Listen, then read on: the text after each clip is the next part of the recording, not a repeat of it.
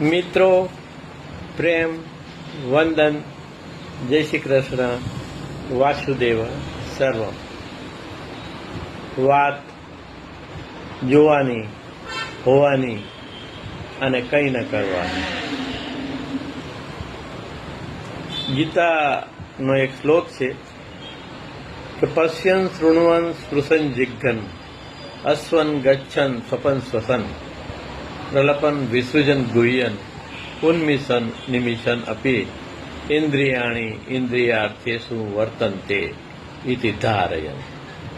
અર્થાત તત્વને જાણનારો સાંખ્ય યોગી તો સાંભળજો બરાબર, કે જોતો, સાંભળતો, સ્પર્શ કરતો, સૂંઘતો, જમતો, ચાલતો, ઊંઘતો, શ્વાસ લેતો, શ્વાસ છોડતો, બોલતો, ત્યાગતો, ગ્રહણ કરતો, તેમજ આંખોને ઉઘાડતો અને મીચતો હોવા છતાં પણ સર્વ ઇન્દ્રિયો પોતપોતાના અર્થો અથવા તો વિષયોમાં વર્તી રહી છે અને એમ સમજી નિશંકપણે એવું માને છે કે હું કશું કરતો નથી. તો અધ્યાત્મમાં વાત તો હોવા જોવા અને જે થાય છે એને જોયાની વાત છે. મારી ઘણી બધી રચનાઓમાં મેં શરૂઆત આ રીતે કરી છે કે બેઠો છું ઠાલો જોયા કરું છું, બેઠો છું ઠાલો જોયા કરું છું, બસ અહીં જ હોયા કરું છું. આમાં વાત એ રીતે સમજવાની છે કે તમારે કર્મ કરતી વખતે જે કર્મ કરવાનો કરતા ભાવ છે એનાથી તમારે મુક્ત થવાનું છે.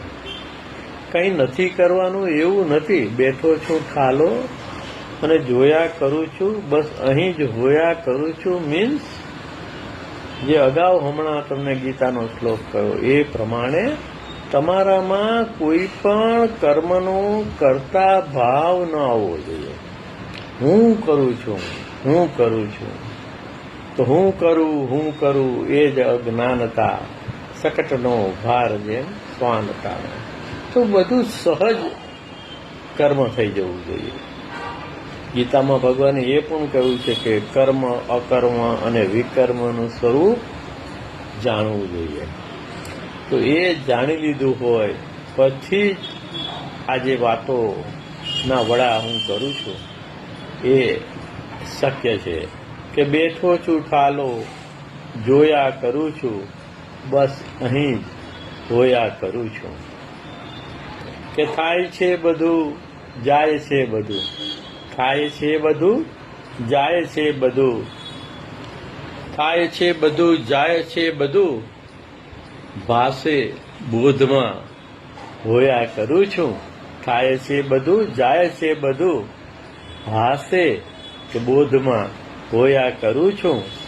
બેઠો છું ઠાલો જોયા કરું છું, બસ અહીં હોયા કરું છું. કે જાદુ છે જાદુ, જાદુ છે જાદુ આ અલૌકિક, જાદુ છે જાદુ આ અલૌકિક અવાચક થઈ જોયા કરું છું. બેઠો છું ઠાલો જોયા કરું છું, બસ અહીં જ હોયા કરું છું. કે સત્ય પ્રેમ આનંદે અવસ્થા, તો આ નિજાનંદ છે. સત્ય પ્રેમ આનંદે અવસ્થા કે જીવમાં શિવ હોયા કરું છું. સત્ય પ્રેમ આનંદે અવસ્થા જીવમાં શિવ હોયા કરું છું.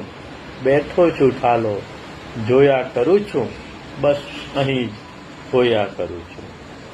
કે ચૈતન્યની આ રાસલીલાને, આ સભાન સજગ સચેત સાંખ્ય યોગીની વાતો છે અને સનાતન છે.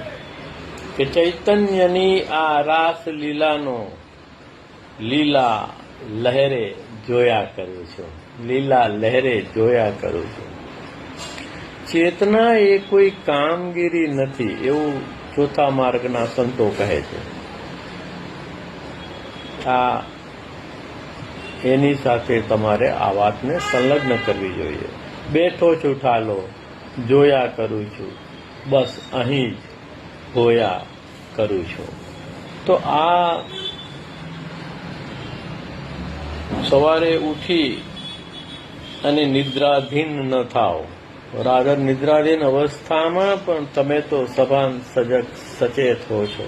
ખાલી અહંકારનો હું છે એ જ પીગળી જાય છે કે ઓગળી જાય છે.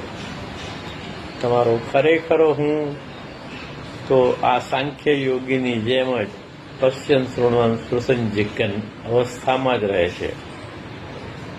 તમે જુઓ, ભગવાન આંખો મીચતો ને ખોલતો એવી વાત આમાં કરે છે. જેવી રીતે આપણે આપણા શ્વાસોશ્વાસથી સજગ નથી રહી શકતા, તેવી રીતે આપણે આપણી આંખોના જે પલકારા છે એનાથી આપણે, also it is a voluntary act કહી શકાય એમાં હોવા છતાં પણ એનાથી આપણે સભાન સજગ સચેત નથી હોતા. આંખના પલકારામાં આખું જીવન જતું રહે છે અને અંત સમયે આવે ત્યારે આપણને ન હોવાનું અથવા તો કશું પણ ન જોયું હોય, કશું પણ કશા પણ ન હોયા હોય એવી ભ્રાંતિઓ થાય છે.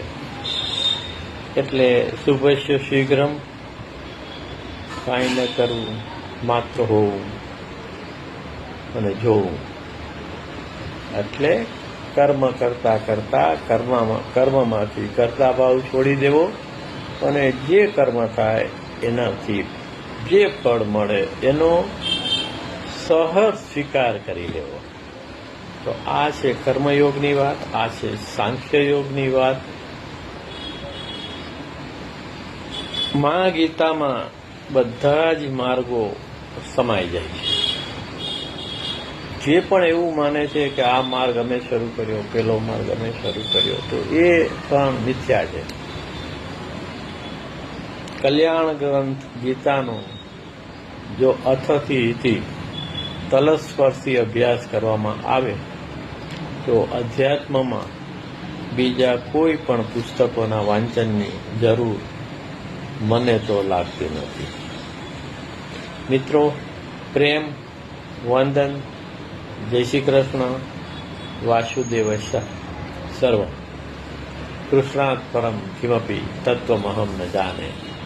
વસુદેવ સુતમ દેવમ કંસ ચાણૂર્ણ મર્દનમ દેવકી પરમાનંદમ કૃષ્ણમ વંદે જગદ્ગુરુ.